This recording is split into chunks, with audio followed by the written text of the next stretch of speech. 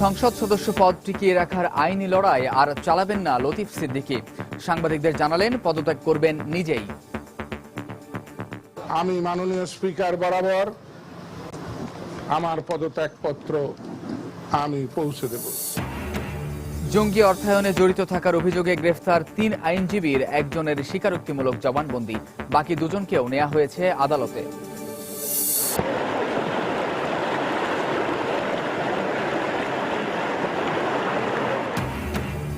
দফায় দফায় পাহাড়ি ঢলে দিশেহারা ফেনীর ফুলগাজী ও পরশুরামের বাসিন্দারা। টানা বৃষ্টিতে পানিবন্দী রংপুরের অন্তত ২০,০০০ পরিবার। তীব্র স্রোতের কারণে কাওড়াকান্দি শিমুলিয়া নৌরুটে ফেরি চলাচল বন্ধ। রাত থেকে দুপারে আটকে আছে পণ্যবাহী ট্রাক সহ ৭ শতাধিক যানবাহন। এবং ঢাকার রাস্তায় বিভিন্ন ঝুঁকিপূর্ণ স্থাপনার কারণে শঙ্কায় পথচারীরা। সিটি কর্পোরেশনের উদাসীনতায় দায়ী বলছেন নগর পরিকল্পনাবিদরা। ব্যবস্থা নেওয়ার আশ্বাস কর্তৃপক্ষের।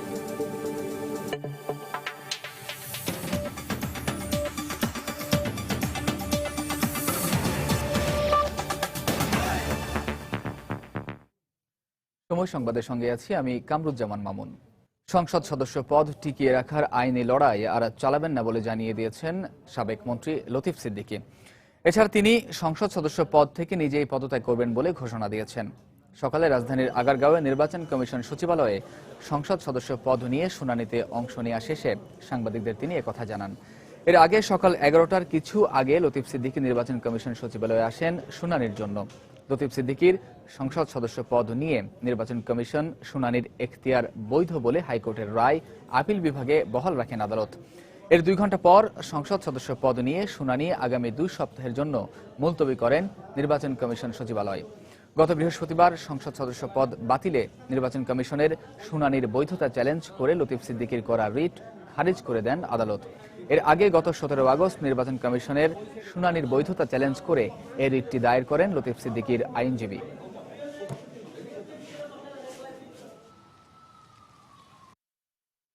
আমার ইমানে এতটুকু দুর্বলতা নাই। যা প্রচার হয়েছে তা আমার নামে মিথ্যা প্রচার হয়েছে। তাই বর্তমান পরিস্থিতিতে একটু বিলম্ব হয়েছে, আমি অবগত হয়েছি। আমার নেতা চান না যে আমি এ নিয়ে বেশি বাড়াবাড়ি করি। আমি কমিশনকে বলেছি যে আমি এই মামলা লড়তে চাই না। আমি ইতিমধ্যে অদৃষ্ট বা দৃষ্টভাবে অবগত হয়েছি আমার সংসদ পদ রক্ষা করার জন্য আমি যেন আর বৃথা লড়াই না করি। আমি যেহেতু অনুগত, সেহেতু আমি কমিশনকে বলেছি যে আজকের এই শুনানি মুলতবি করা হোক। আমি মাননীয় স্পিকার বরাবর আমার পদত্যাগপত্র আমি পৌঁছে দেব। দর্শক, এই মুহূর্তে নির্বাচন কমিশন সচিবালয়ে আছেন সহকর্মী মৌসুমী ইসলাম। এ বিষয়ে সরাসরি জানতে আমরা চলে যাচ্ছি সেখানে।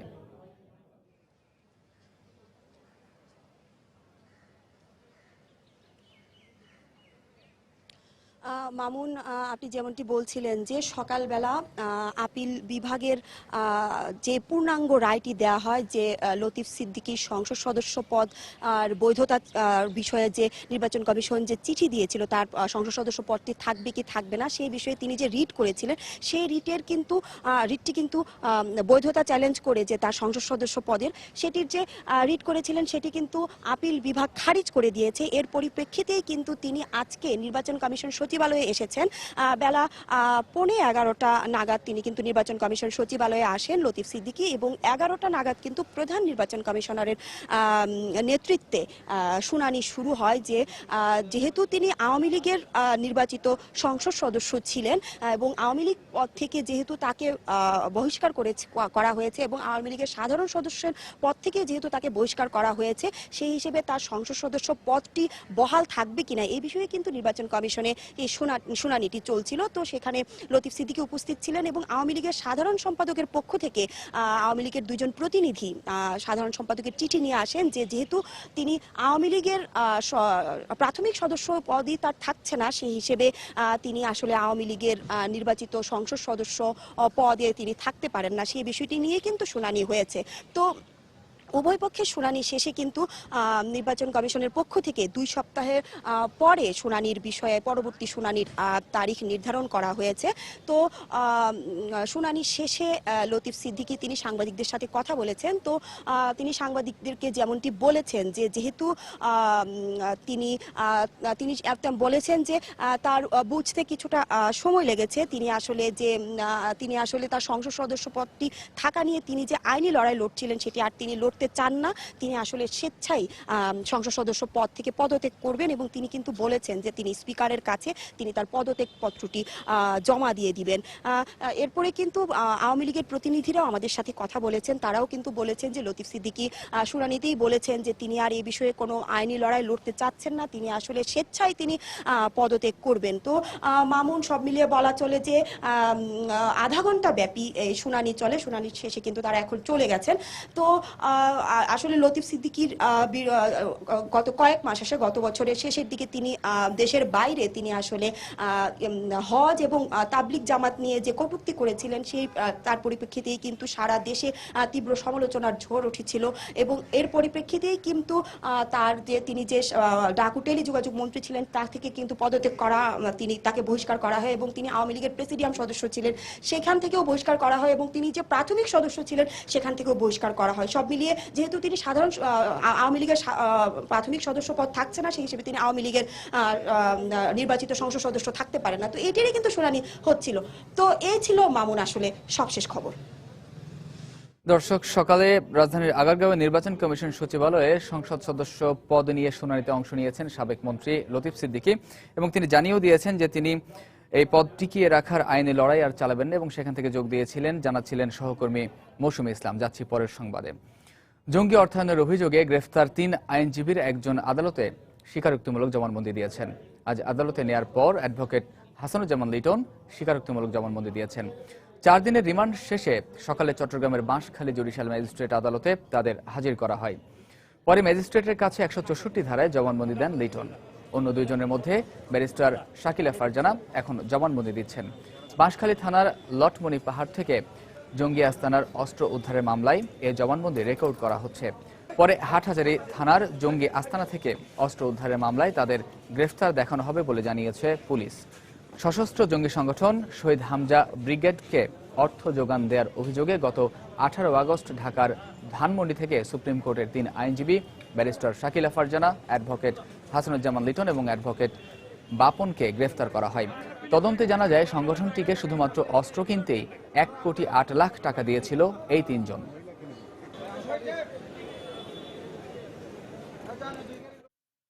দর্শক, 3 আইনজীবীর জবানবন্দির বিষয়ে জানতে আমরা সরাসরি চলে যাচ্ছি চট্টগ্রামের বাঁশখালী আদালতে। সেখানে আছেন সহকর্মী কমল দে।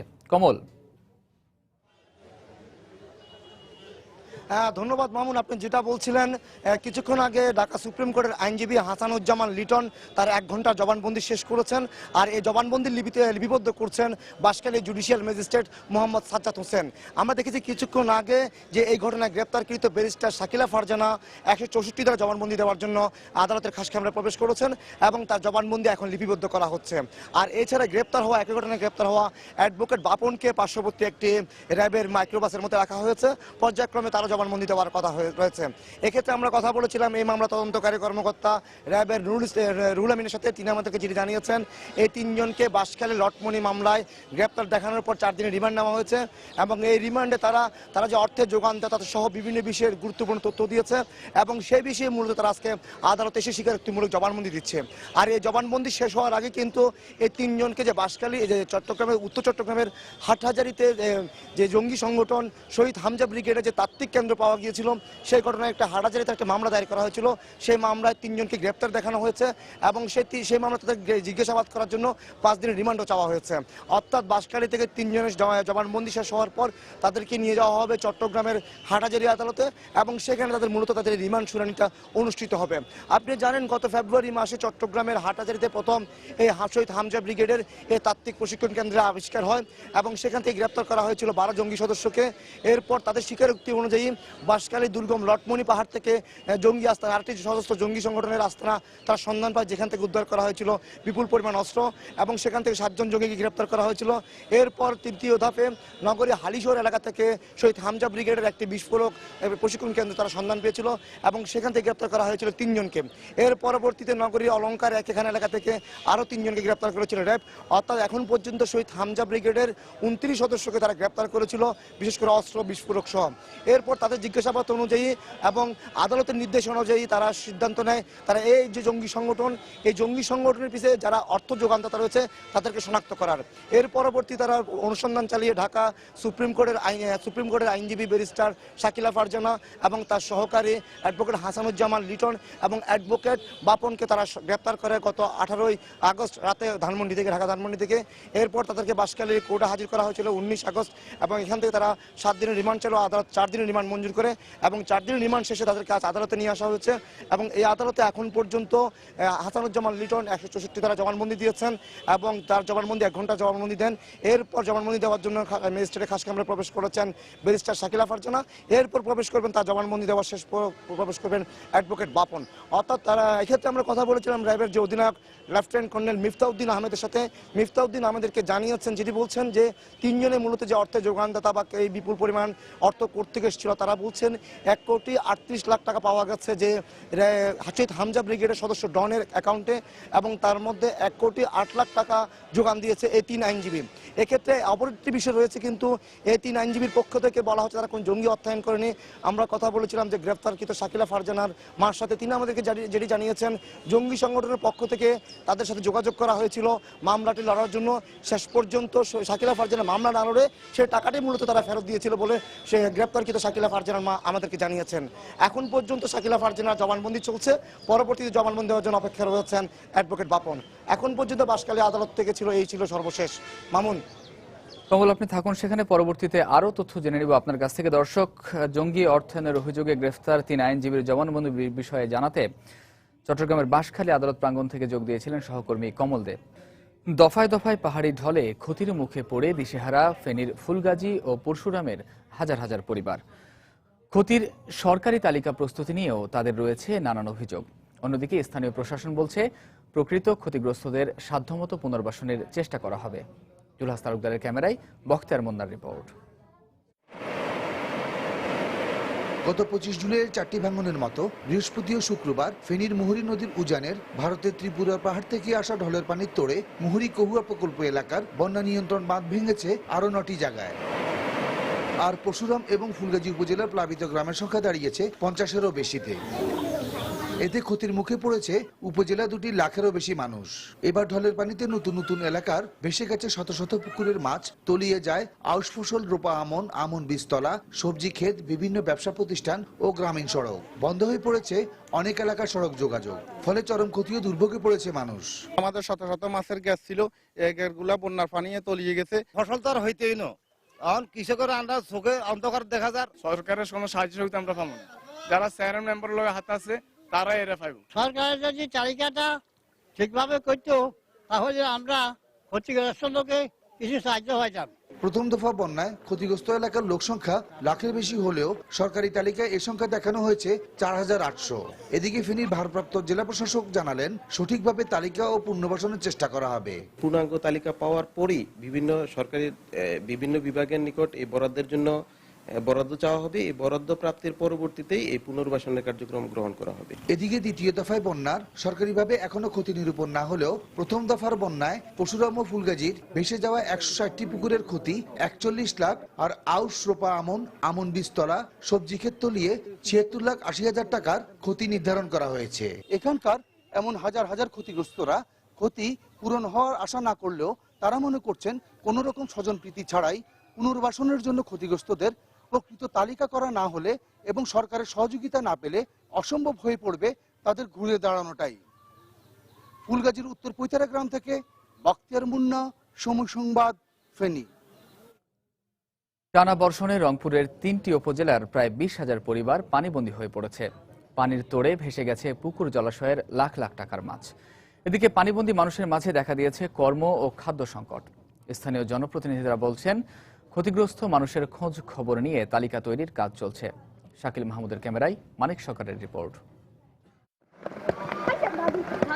কখনো ভারী কখনো হালকা বৃষ্টি চলছেই, এর যেন শেষ নেই। আর এতে জেলার গঙ্গাচড়া, পীরগাছা এবং কাউনিয়া উপজেলার কয়েক হাজার পরিবার এখন পানিবন্দী। এসব মানুষের ঘরে এখন চুলো জ্বালাবার জো নেই। তাদের মাঝে দেখা দিয়েছে কর্ম ও খাদ্য সংকট, ফলে চরম কষ্টের মুখে পড়েছেন তারা। বাড়িতে পানি উঠছে, এখন রান্না বান্না করতে পারি না। এখন মানুষের বাড়িতে যে রান্না বান্না করে নিয়ে আসি। চুলের মধ্যে পানি ঢুকিয়েছে, পানি ছেঁকিয়ে কেরোসিন তেল লাগে দিয়ে ঘরে চুলে ধরালাম। ঘর থেকে বাইরে হইতে পারতেছি না, পাক শাক করতেও পারতেছি না, আমরা খুবই সমস্যায় আছি। বৃহস্পতিবার রাত থেকে শনিবার পর্যন্ত ভারী বর্ষণের কারণে এলাকার ছোট বড় মিলে শতাধিক পুকুর জলাশয়ের মাছ ভেসে গেছে। এতে আর্থিক ক্ষতির মুখে পড়েছেন মৎস্য চাষিরা। অন্যদিকে জমে থাকা পানিতে মাছ ধরার উৎসবে মেতে উঠেছে সাধারণ মানুষ। পুকুরের মাছ টাছ যাহা কিছু আছে, বহু পুকুরের মাছ ক্ষতি হয়ে গেছে। 60-70 হাজার টাকার মাছ ছেড়েছিলাম, সব ভাসি চলে গেল। পানিবন্দী ক্ষতিগ্রস্ত পরিবারের লোকজন এখনো কোনো সহায়তা পাননি। তবে জনপ্রতিনিধিরা বলছেন তাদের তালিকা তৈরির কাজ চলছে। আমার ইউনিয়নের প্রায় 500 পরিবার, মানে 2000 লোক এখনো পানিবন্দী। সরকারকে জানানো হয়েছে।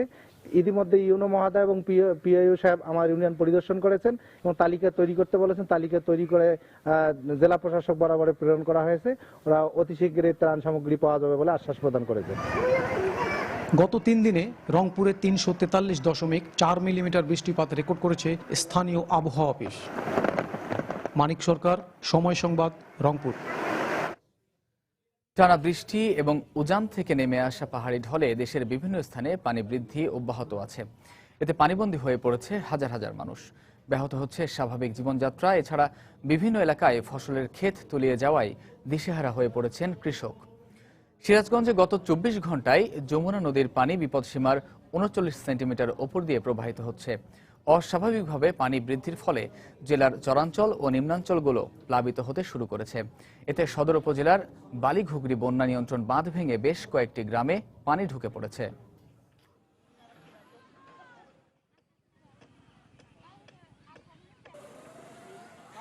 গাইবান্ধার ফুলছড়ি পয়েন্টে ব্রহ্মপুত্র নদের পানি বিপদসীমার 10 সেন্টিমিটার ওপর দিয়ে প্রবাহিত হচ্ছে।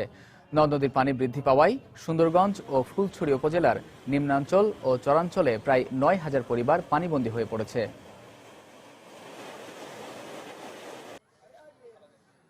শেরপুরে নালিতাবাড়ি উপজেলার ভোগাই বাঁধ মেরামত না করায় খালভাঙা এলাকা দিয়ে প্রবল বেগে পানি ঢুকে জেলার 3টি ইউনিয়নের 20টি গ্রাম প্লাবিত হয়েছে। এতে প্রায় 1,800 একর জমির আমনাবাদ পানিতে ডুবে গেছে। এছাড়া ঢলের পানিতে এই ইউনিয়নগুলোর প্রায় 147টি পুকুরের মাছ পানিতে ভেসে গেছে। সময় সংবাদ আরও থাকছে। সিলেটে বিভিন্ন আদালতে বিচারের অপেক্ষায় প্রায় 4,000 মামলা। ভোগান্তিতে বিচার প্রার্থীরা দ্রুত নিষ্পত্তির জন্য জেলায় মোকদ্দমা ব্যবস্থাপনা কমিটি গঠন।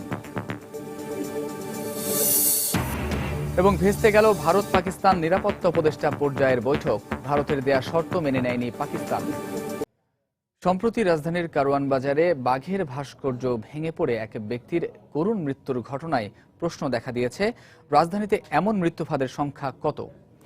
নগরবাসীরা বলছেন, রাস্তার মোড়ে বিভিন্ন ঝুঁকিপূর্ণ স্থাপনার কারণে শঙ্কা নিয়ে চলাফেরা করতে হচ্ছে তাদের।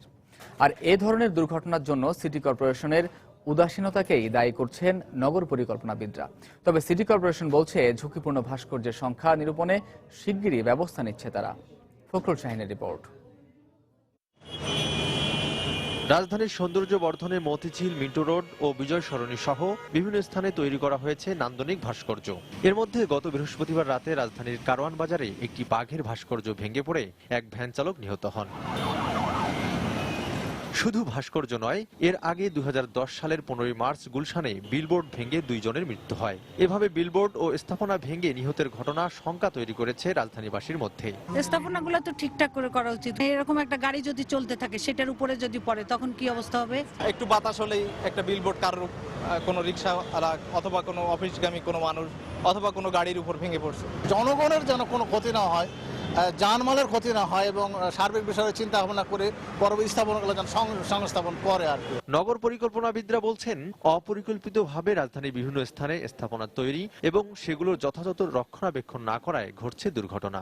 নগরীর দৃশ্যমান যেসব কার্যক্রম সেগুলো করার ক্ষেত্রে কোনো ধরনের জবাবদিহিতা না থাকা আজকের পরিণতির মূল কারণ। ভাস্কর্য ইত্যাদি সবকিছু জরুরি ভিত্তিতে পরীক্ষা নিরীক্ষার মাধ্যমে একটি কার্যকর, নিরাপদ এবং জবাবদিহিমূলক প্রক্রিয়ার মধ্যে দিয়ে যেন পরিচালিত হয়। এদিকে সিটি কর্পোরেশন বলছে, দ্রুত স্থাপনাগুলো পরীক্ষা নিরীক্ষা করে ব্যবস্থা নেওয়া হবে। অনেক ভাস্কর্য আমাদের ঢাকা নগরীতে রয়েছে, এগুলি তৈরি করার পরে এগুলা মনিটর করা হয় কিনা, এই ধরনের ঝুঁকিপূর্ণ আছে কিনা দেখার সময় আসছে, আমাদের দেখতে হবে আর যেন ভবিষ্যতে কোনো প্রাণহানি না ঘটে। বিশেষজ্ঞরা বলছেন, এখনই রাজধানীতে বিলবোর্ড ও স্থাপনা তৈরিতে সুনির্দিষ্ট নীতিমালা তৈরি করা না গেলে ভবিষ্যতে তা আরো ক্ষতির কারণ হয়ে দাঁড়াবে।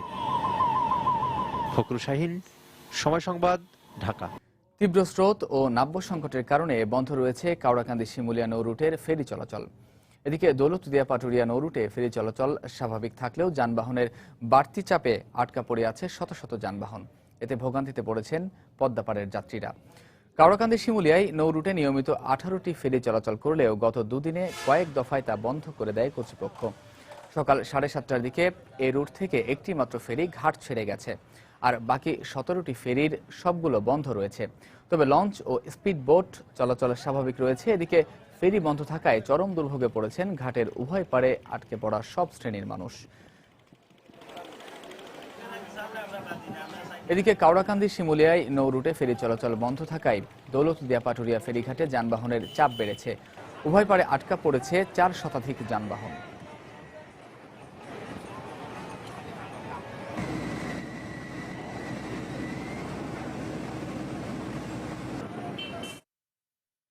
দেশের বার্ষিক উন্নয়ন কর্মসূচি এডিপিতে প্রতি বছর বড় অঙ্কের বরাদ্দ দেয়া হলেও প্রশাসনিক অস্বচ্ছতা ও দুর্নীতির কারণে টেকসই উন্নয়ন হচ্ছে না, এমন মতামতের পাশাপাশি উন্নয়ন পর্যবেক্ষকরা বলছেন, আবহাওয়ার বিরূপ প্রভাব এড়িয়ে প্রকল্প বাস্তবায়নে অপচয় এবং দীর্ঘসূত্রতা রোধে আর্থিক বছরের শুরুটাও জুলাই থেকে এগিয়ে আনা উচিত।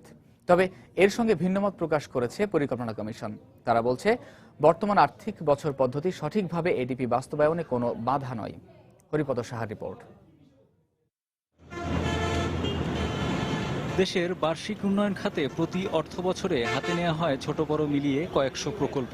তবে কয়টি প্রকল্পের কাজ নির্দিষ্ট সময়ে শেষ হয় সে প্রশ্নের উত্তর সুখকর নয়, এমনটা বলাই যায়। 2011-12 এবং 2013-14 অর্থ বছরের এডিপির বাস্তবায়ন পর্যবেক্ষণে দেখা যায়, গড়ে প্রতিটি প্রকল্পে অতিরিক্ত সময় লেগেছে 60 থেকে 75% আর ব্যয় বেড়েছে 30 থেকে 50%-এরও বেশি। প্রকল্প পরিকল্পনার দুর্বলতা, তদারকির অভাব সহ বেশ কিছু কারণে বড় ধরনের অপচয় হচ্ছে বলে মনে করেন পর্যবেক্ষকরা। আমরা যখন দেখতে পাই যে কোনো একটা সংস্থার প্রত্যেকটা প্রকল্পে খরচ বাড়ছে, তাহলে বুঝতে হবে কোথাও কোনো গোলমাল আছে। খরচ বাড়বে কেন? ছোট প্রকল্পই হোক আর বড় প্রকল্পই হোক, ডিজাইন, তার আগে প্ল্যানিং, এস্টিমেট যদি সঠিকভাবে হয় এবং এটা যদি স্বচ্ছভাবে করা হয় এবং এটার জন্য যদি উপযুক্ত জবাবদিহিতা থাকে, তাহলেই কিন্তু এগুলো হবে না। এই জলবায়ু বিশেষজ্ঞ আবহাওয়ার বিবেচনায় অর্থবছর চক্র পরিবর্তনের পক্ষে মত দিলেও তা মানতে নারাজ পরিকল্পনা কমিশনের এক সদস্য। আমি এখনো বুঝি না যে 1 জুলাই থেকে পরের বছরের 30 জুন আমাদের অর্থ ব্যবস্থাপনাটা কেন। আমরা দেখতে পাই যে অর্থনৈতিক বছর শেষ হওয়ার আগের 2 মাসে প্রচুর কাজ হয়। তাহলে আমার যদি এপ্রিলে যদি আমার অর্থ ক্লোজ করতে হয়, তাহলে ডিসেম্বর, জানুয়ারি, ফেব্রুয়ারি, মার্চ এই 4 মাস শুকনো মৌসুমে প্রধান কাজ হবে। প্রথম কোয়ার্টার জুলাই, আগস্ট, সেপ্টেম্বর পর্যন্ত আমরা এই কাগজপত্রের যে কাজগুলো সেগুলো শেষ করতে পারি।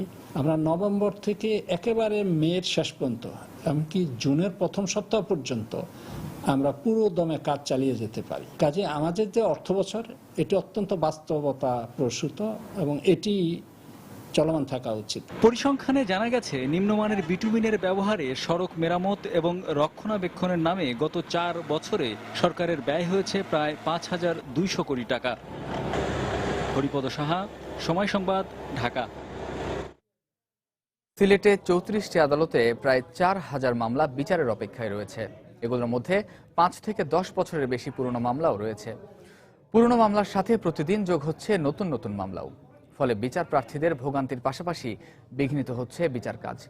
এমন পরিস্থিতিতে মামলা দ্রুত নিষ্পত্তির জন্য সুপ্রিম কোর্টের হাইকোর্ট বিভাগ প্রতি জেলায় মোকদ্দমা ব্যবস্থাপনা কমিটি গঠন করেছে। এই কমিটির কার্যক্রমে মামলা নিষ্পত্তিতে সুফল বয়ে আনবে বলে মনে করেন সংশ্লিষ্টরা। বিস্তারিত জানাচ্ছেন ইকরামুল কবির। 2014 সালে সিলেট জেলা জজ আদালতে মামলা দায়ের করা হয়েছিল 6,551টি আর নিষ্পত্তি হয়েছে 4,241টি। জেলার 34টি আদালতে 3,824টি মামলা 5 থেকে 10 বছরের অধিক সময় ধরে বিচারাধীন অবস্থায় পড়ে রয়েছে। মামলা নিষ্পত্তিতে দীর্ঘ বিলম্বে বিচার প্রার্থীরা ভোগান্তির শিকার হচ্ছেন। প্রতি মাসও 2টা তারিখ পড়ে যায়, 15 দিন পর পর। অনেক সময় দেখো আমরা হরতাল লাগি বা এমনি যে কোনো জিওর লাগে সাপ্তাহ কন্যা ওখানে লাগি তো সাক্ষী আয়, সাক্ষী ল হয় না। আমরা চাইলে উচ্চতর মামলা চাইলাম কোর্টে আই বাদ দিয়ে যে বাদ দিয়ে মামলা করছে বাদিও নাই, বাদিও হয় না। আর মামলা খালি আমরা আইলেও ডেট করে।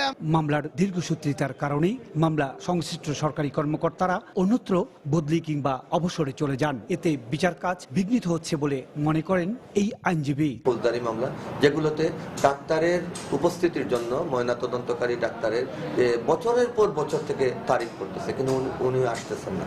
এখন দেখা যাচ্ছে এই যে মামলার বিচার কার্যক্রম প্রলম্বিত হচ্ছে, একদিকে যিনি ক্ষতিগ্রস্ত, যার ছেলে ভাই বা আপনজন কেউ নিহত হয়েছে, তিনি বিচার পাচ্ছেন না।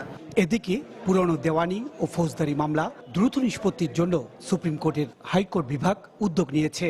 বিচারপ্রার্থী জনগণের বিচার দ্রুত নিষ্পত্তির জন্য বাংলাদেশের প্রতিটি জেলার দায়রা জজ মহোদয়কে দিয়ে ওনাকে সভাপতি এবং যুগ্ম জেলা জজকে দিয়ে সদস্য সচিব করে মোকদ্দমা ব্যবস্থাপনা কমিটি গঠন করা হয়েছে। গত বছরের শেষের দিকে এই কমিটি গঠন করার পর থেকে কাঙ্ক্ষিত সুফল আসছে বলে মনে করছেন সিলেট জেলা আইনজীবীদের এই নেতা। এই কমিটি হওয়ার ফলে ডাক্তার সাহেব বা পুলিশের যে প্রতিনিধি ইনভেস্টিগেশন অফিসার যারা থাকেন তাদের বিষয়ে ওনারা নজরে নেন এবং খুব ত্বরিত ব্যবস্থা হয়। 20 সদস্যের মোকদ্দমা ব্যবস্থাপনা কমিটিতে 7টি বিচারিক আদালতের বিচারক ছাড়াও পিপি, জেপি, ভিপি, আইনজীবী সমিতি, ওসমানী মেডিকেল কলেজ হাসপাতালের পরিচালক, পুলিশ ও সিভিল প্রশাসনের প্রতিনিধি, সিভিল সার্জন, দুদক, পরিবেশ, মাদকদ্রব্য নিয়ন্ত্রণ অধিদপ্তর, বিজিপি ও বন বিভাগের প্রতিনিধি রয়েছেন। ইকরামুল কবির, সময় সংবাদ, সিলেট। যত্রতত্র ময়লা আবর্জনা আর অসংখ্য খোলা ডাস্টবিন, রাজধানীর চিরচেনা দৃশ্য। এতে ভয়াবহ পরিবেশ বিপর্যয়ের মুখে পড়েছে মেগাসিটি ঢাকা। যেন পুরো নগরী পরিণত হয়েছে ময়লার ভাগাড়ে। আধুনিক প্রযুক্তি ব্যবহারের মাধ্যমে বর্জ্য থেকে সার ও বিদ্যুৎ উৎপাদন করে আবর্জনা মুক্ত নগরী গড়ার তাগিদ দিয়েছেন পরিকল্পনাবিদরা। তবে এসবের জন্য যন্ত্রপাতির অভাবকে দুষছে সিটি কর্পোরেশন। মাহমুদ রাকিবের রিপোর্ট। গৃহস্থালির ময়লা আবর্জনা যা সংগ্রহ করে এনে রাখা হচ্ছে নগরীর বিভিন্ন স্কুল কলেজের গেটের পাশে কিংবা প্রধান সড়কের উপর রাখা সিটি কর্পোরেশনের অস্থায়ী ডাস্টবিনে। নগরীতে এ ধরনের খোলা ডাস্টবিনের সংখ্যা যে কত তা খোদ নগর কর্তৃপক্ষ জানেন কিনা সন্দেহ। এসব বর্জ্যের পচা দুর্গন্ধে অজান্তেই সবার হাত চলে যায় নিজের নাকে।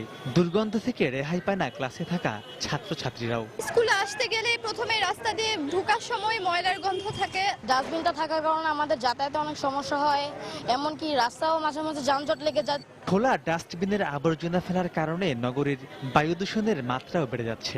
বিশ্বব্যাংকের মতে শুধু দূষিত বায়ুবাহিত রোগে প্রতি বছর 15,000 লোক মারা যাচ্ছে বাংলাদেশে, আর রোগ বালাইয়ে অসুস্থ হওয়ার সংখ্যা তো অগণিত। সরকারের উচিত একটা ফাঁকা জায়গা সেই সব এলাকায় ময়লাগুলো সরিয়ে রাখাটাই উচিত। মেয়র আসে, কিন্তু ঢাকার কোনো পরিবর্তন আমরা দেখতে পাচ্ছি না। শিগগিরই বর্জ্য ব্যবস্থাপনা আধুনিকায়ন না করলে রাজধানীর 1,64,00,000 মানুষ দীর্ঘমেয়াদী স্বাস্থ্য ঝুঁকিতে পড়বে বলে আশঙ্কা বিশেষজ্ঞদের। বর্জ্য অপসারণ নিয়ে যে জটিলতার সৃষ্টি হয়েছে এর জন্য সিটি কর্পোরেশন দায়ী করছেন 60 ও 70 দশকের নগর পরিকল্পনাবিদদের। বর্জ্য ব্যবস্থাপনার সমস্ত উদ্যোগই অবশ্যই সিটি কর্পোরেশন নিতে হবে। সারা পৃথিবীতে বর্জ্য একটি আয়ের উৎস। দীর্ঘদিন ধরে শুধু পরিকল্পনাই যদি করা হয় তাহলে জনদুর্ভোগ কমবে না, জনরোষের সৃষ্টি হবে। যারা নগর পরিকল্পনাবিদ ছিলেন তারা তো মূলত এটা করা উচিত ছিল, তারা করেনি। সিটি কর্পোরেশন তো শুধুমাত্র একটি সেবাদানকারী সংস্থা। আগামী ৩-৪ মাসের মধ্যেই আপনি ডাম্পিং দেখতে পাবেন, কোনো সড়কে কোনো ময়লা দেখতে পাবেন না। বিশ্বব্যাংকের তথ্য মতে প্রতিদিন ঢাকা শহরের বাসাবাড়ি থেকে প্রায় ৭,০০০ মেট্রিক টন বর্জ্য উৎপাদন হয়, যার ৫০% সরকারিভাবে ডাম্পিং করা হলেও বাকি অংশ থেকে যায় নগরীর অলিতে গলিতে, পথে ঘাটে। তাই ঢাকাকে আবর্জনা মুক্ত একটি শহর হিসেবে গড়ে তুলতে হলে সবার আগে বর্জ্য ব্যবস্থাপনাকে পুরো ঢেলে সাজানো উচিত বলে মনে করেন বিশেষজ্ঞরা। মাহমুদ রাকিব, সময় সংবাদ, ঢাকা। ২০০৭ সালে সেনা সমর্থিত তত্ত্বাবধায়ক সরকারের সময় ঢাকা বিশ্ববিদ্যালয়ের ছাত্র শিক্ষকদের গ্রেফতার ও নির্যাতনের প্রতিবাদে কালো দিবস পালন করেছে বিশ্ববিদ্যালয়ের ছাত্র ও শিক্ষকরা। সকালে বিশ্ববিদ্যালয়ের অপরাজেয় বাংলার পাদদেশে এ উপলক্ষে এক মানববন্ধনের আয়োজন করা হয়। মানববন্ধনে ছাত্রদের সঙ্গে প্রতিবাদে অংশ নেন বিশ্ববিদ্যালয়ের শিক্ষকরাও। এ সময় বক্তারা বলেন, ২০০৭ সালের ২৩শে আগস্ট দেশের ইতিহাসে একটি কালো অধ্যায়। সে সময় ছাত্র শিক্ষকদের উপর যে নির্যাতন হয়েছে তার পুনরাবৃত্তি ঠেকাতে সবাইকে সচেতন হতে হবে। মানববন্ধনে অংশ নিয়ে ছাত্র শিক্ষক নির্যাতনের ঘটনায় গঠিত তদন্ত কমিটির প্রধান ও বর্তমান বেসামরিক বিমান চলাচল ও পর্যটন মন্ত্রী রাশেদ খান মেনন তদন্ত কমিটির সুপারিশগুলো এখনো বাস্তবায়ন না হওয়ায় দুঃখ প্রকাশ করেন। ১৩ দফা সুপারিশ আমরা করেছিলাম, সেই সুপারিশগুলো কিন্তু পরিপূর্ণভাবে বাস্তবায়ন হয় নাই। মেজর জেনারেল এটিএম আমিন, ফজলুল বাড়ি, তাদেরকে আমরা সবাইকে চিহ্নিত করেছিলাম। যদিও এদের মধ্যে অনেকেই, 2 জন অন্তত পলাতক রয়েছে, কিন্তু অন্যরা এখনো বিদেশে অবস্থান করে নিজেদের গা বাঁচানোর চেষ্টা করছে। এই যে বিচারহীনতার সংস্কৃতি আমাদের দেশে রয়েছে, এটা নিঃসন্দেহে আমাদের জন্য একটি দুঃখজনক অধ্যায়। ঢাকার দক্ষিণ কেরানীগঞ্জে গুলিতে ইউসুফ নামে সংঘবদ্ধ ডাকাত দলের এক সদস্য নিহত হয়েছে বলে জানিয়েছে পুলিশ। এ সময় আটক করা হয় আরও 2 জনকে। পুলিশ বলছে বন্দুকযুদ্ধে তার মৃত্যু হয়েছে। পুলিশ জানায়, দক্ষিণ কেরানীগঞ্জের সাতপাকিয়ায় একদল ডাকাত ডাকাতির প্রস্তুতি নিচ্ছে এমন সংবাদ পেয়ে ঘটনাস্থলে যান তারা। সেখানে পৌঁছালে ডাকাতরা পুলিশকে লক্ষ্য করে গুলি ছুড়লে পুলিশ আত্মরক্ষার্থে পাল্টা গুলি ছোড়ে। এ সময় ইউসুফ নামের এক ডাকাত গুলিবিদ্ধ হয় এবং আরও 2 ডাকাতকে আটক করা হয়। গুলিবিদ্ধ অবস্থায় ইউসুফকে মিটফোর্ড হাসপাতালে নিয়ে গেলে কর্তব্যরত চিকিৎসক তাকে মৃত ঘোষণা করেন। আটককৃতদের কাছ থেকে একটি পিস্তল, লোহা কাটার যন্ত্র ও ধারালো অস্ত্র উদ্ধার করে পুলিশ। ইউসুফের বিরুদ্ধে দোহার ও দক্ষিণ কেরানীগঞ্জ থানায় 6টি ডাকাতি ও একটি খুনের মামলা রয়েছে বলে জানিয়েছে পুলিশ।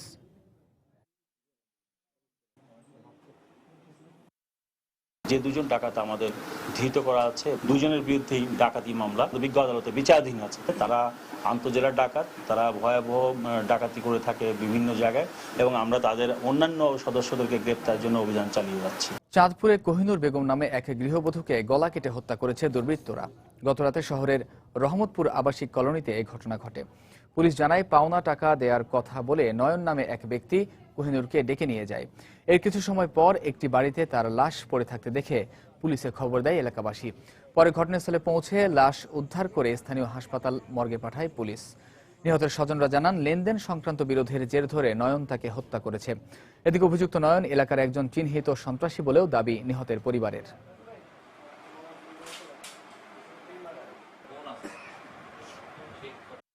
বাসায় এরকম হয়েছে, মার্ডার হয়েছে, তখনই আমি বুঝতে পারলাম যে এই কোনো একটা ঘটনা হয়েছে। আমি এর নিয়ে বাইরেই পড়লাম। সন্ত্রাস সে একা পারে নাই, তার সঙ্গে লোকজন আসছিল, সে যেভাবে মারছে তারা হত্যাকাণ্ড করছে। আমরা এই ঘটনার কারা ঘটালো, ওই ঘটনার মোটিভ আমরা এটা খুঁজে বের করার চেষ্টা করছি এবং যারা এর সঙ্গে জড়িত আছে তাদেরকেও আইনের আওতায় আনার ব্যবস্থা করছি। আন্তর্জাতিক প্রসঙ্গ। কাশ্মীরের বিচ্ছিন্নতাবাদী নেতাদের অংশগ্রহণ নিয়ে মতপার্থক্যের জের ধরে বাতিল হয়ে গেল ভারত পাকিস্তান জাতীয় নিরাপত্তা উপদেষ্টা পর্যায়ের বৈঠক। এজন্য পরস্পরকে দুষছে নয়াদিল্লি ও ইসলামাবাদ। নয়াদিল্লির দেয়া শর্ত অনুযায়ী আলোচনায় বসলে তাতে কোনো সফলতা আসবে না উল্লেখ করে শনিবার রাতে এক বিবৃতিতে বৈঠকে যোগ না দেওয়ার কথা জানায় পাকিস্তানের পররাষ্ট্র মন্ত্রণালয়। পরে ভারতের পক্ষ থেকে পাকিস্তানের এই সিদ্ধান্তে দুঃখ প্রকাশ করে পাল্টা বিবৃতি দেওয়া হয়। ভারত পাকিস্তান নিরাপত্তা উপদেষ্টা পর্যায়ের পূর্ব নির্ধারিত বৈঠকের আগের দিন শনিবার দুপক্ষের মতপার্থক্য তুলে ধরতে পাল্টাপাল্টি সংবাদ সম্মেলন করে নয়াদিল্লি ও ইসলামাবাদ। এদিন পাকিস্তানের নিরাপত্তা উপদেষ্টা সারতাজ আজিজ কোনো ধরনের শর্ত ছাড়া ভারতের সঙ্গে আলোচনায় বসার ইচ্ছা পোষণ করেন। ভারত পাকিস্তান শান্তি আলোচনা শুরু এবং সম্পর্ক উন্নয়নে দুপক্ষেরই দায়িত্বশীল হওয়া উচিত বলেও মন্তব্য করেন তিনি। এই সংবাদ সম্মেলনের আগেই বৈঠক বাতিলের ব্যাপারটি আলোচনায় আসায় বিষয়টি ভারতের উপর ছেড়ে দেন সারতাজ। এর কিছুক্ষণ পরে নয়াদিল্লিতে সংবাদ সম্মেলন করে বৈঠক অনুষ্ঠানের জন্য পাকিস্তানকে দুটি শর্ত জুড়ে দেন ভারতীয় পররাষ্ট্রমন্ত্রী সুষমা স্বরাজ। শুধু সন্ত্রাসবাদ দমন নিয়ে আলোচনা ও বৈঠকে তৃতীয় কোনো পক্ষের যোগ না দেওয়ার বিষয়টি মেনে নিয়ে পাকিস্তানকে আলোচনায় বসার আহ্বান জানান তিনি। অন্যথায় বৈঠক বাতিলের ইঙ্গিত দিয়ে রাখেন সুষমা।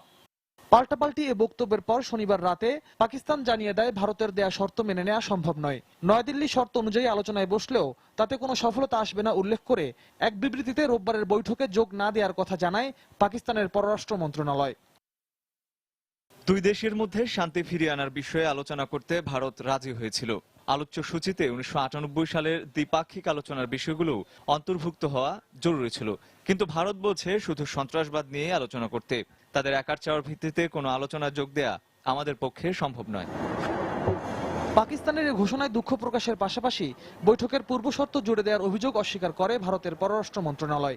এক বিবৃতিতে তারা জানায়, 1972 সালের সিমলা চুক্তি ও রাশিয়ার উভয় দুপক্ষের সমঝোতার প্রতি সম্মান জানিয়ে পাকিস্তান বৈঠকে যোগ দেবে বলে আশা করেছিল ভারত।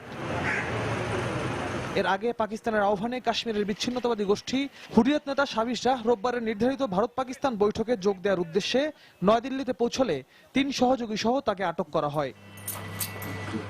ভারত আলোচনায় তৃতীয় পক্ষের উপস্থিতির বিরোধিতা করে আসলেও পাকিস্তান চাইছিল কাশ্মীরের স্বাধীনতাকামী নেতাদের সাথে নিয়েই আলোচনায় বসতে। গত 10 জুলাই রাশিয়ার উফা শহরে ব্রিক্স সম্মেলনের ফাঁকে সাইডলাইন বৈঠকে বসেন ভারতীয় প্রধানমন্ত্রী নরেন্দ্র মোদী ও পাকিস্তানের প্রধানমন্ত্রী নওয়াজ শরীফ। সেখানে তারা দুই দেশের মধ্যে নিরাপত্তা উপদেষ্টা পর্যায়ের বৈঠক অনুষ্ঠানে একমত হন। রিয়াদুল ইসলাম, সময় সংবাদ। খেলার খবর। Premier league football. আবাহনীকে 2-1 গোলে হারিয়ে প্রিমিয়ার লিগটা জয় দিয়ে শেষ করল শেখ জামাল ধানমন্ডি ক্লাব। এই জয়ে 20 খেলায় 51 পয়েন্ট নিয়ে চ্যাম্পিয়ন হয়ে লিগ শেষ করল আফুসি বাহিনী। অন্যদিকে শেষ ম্যাচেও হেরে সব খেলায় 35 পয়েন্ট নিয়ে চতুর্থ হয়ে লিগ শেষ করল আবাহনী। প্রথম লেগে আবাহনীর বিপক্ষে 2-0 গোলে হারায় এই ম্যাচ শেখ জামালের জন্য ছিল প্রতিশোধের। তাই ম্যাচের শুরু থেকেই প্রতিপক্ষের ওপর চড়াও হয়ে খেলতে থাকে ধানমন্ডির জায়ান্টরা। এরপরও ম্যাচের প্রথমার্ধ ছিল গোলশূন্য। উল্টো ম্যাচের 66 মিনিটে আবাহনী ডিফেন্ডার নাসিরের গোলে পিছিয়ে পড়ে শেখ জামাল। তবে এর 3 মিনিট পরই এমেকার গোলে সমতায় ফেরে আফুসি শিষ্যরা। 1-1 গোলে সমতায় থেকে ম্যাচ যখন শেষ বাঁশি বাজার অপেক্ষায়, তখন ল্যান্ডিং ডারবোয়ের গোলে জয় নিশ্চিত হয় শেখ জামালের।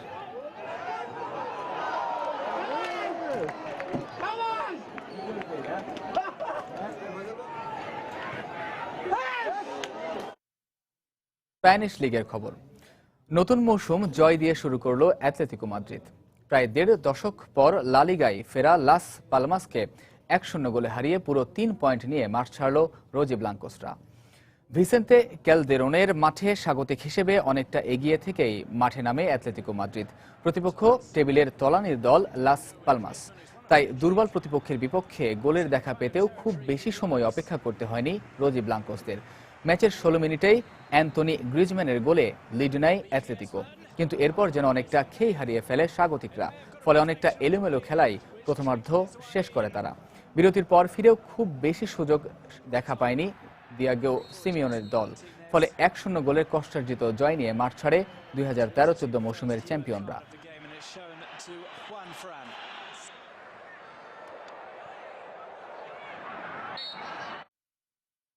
দর্শক, এ পর্যায়ে শীর্ষ সংবাদগুলো জানিয়ে দিচ্ছি আরো একবার।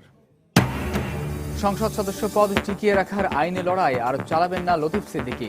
সাংবাদিকদের জানালেন পদত্যাগ করবেন নিজেই। আমি মাননীয় স্পিকার বরাবর আমার পদত্যাগপত্র আমি পৌঁছে দেব।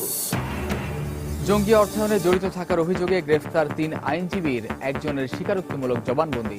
বাকি দুজনকেও নেওয়া হয়েছে আদালতে।